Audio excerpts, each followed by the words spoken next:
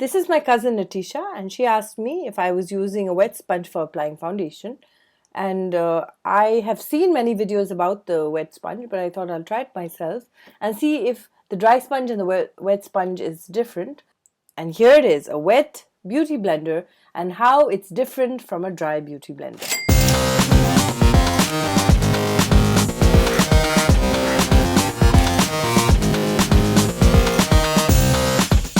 The beauty blender becomes double in size with water. I'm applying the concealer base right now. It's so smooth at applying that my product has now become half of what it was when it was dry. When it was dry, it took a lot more product. When it's wet, it repels more product. So that's very interesting about this. You may remember that I've added 2 drops of foundation. Today I'm adding only 1 because I feel that it's just enough, and I'm spreading it around the wetness just to see if it's going to make a difference, and it does. It's so smooth. What I love about this is it's very easy to blend, and it's so much smoother than what it was in my previous video. Again, the time has become half. The product is half and the time is half. So I really like this wet version. Because it's wet, it takes on a lot more compact. But instead of putting 2 dabs, I did only 1. Scarily, it seemed like it was a little too much. But again, with the wetness, it blended on my face extremely well.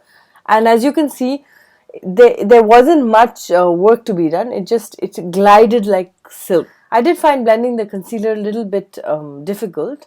It wasn't as smooth as I found the concealer blending yesterday. Maybe it's just because I don't know how to do it. But I felt like the concealer, until I put translucent powder, felt a little out of place and didn't really blend in that well.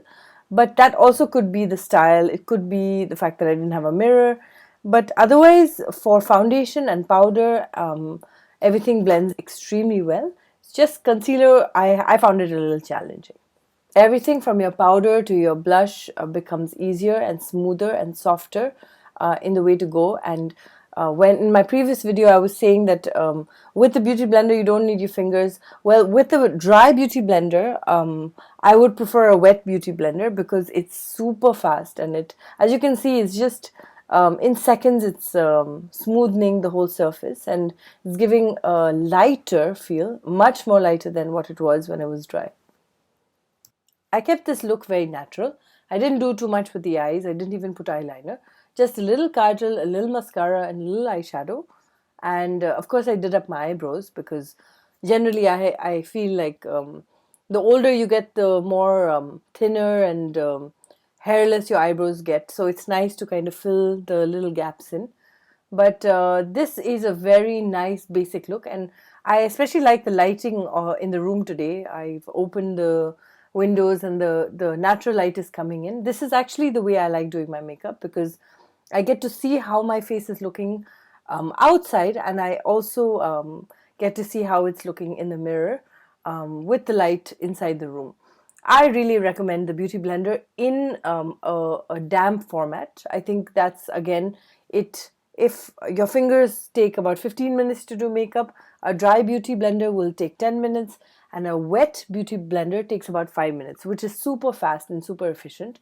So for fast makeup, this is, I think, the best way to go for it. So I hope, Natisha, you've got your answer. I did discover a very quick way to clean your beauty blender. I didn't do anything fancy. I rubbed the soap around the beauty blender and I squeezed the makeup and the soap out.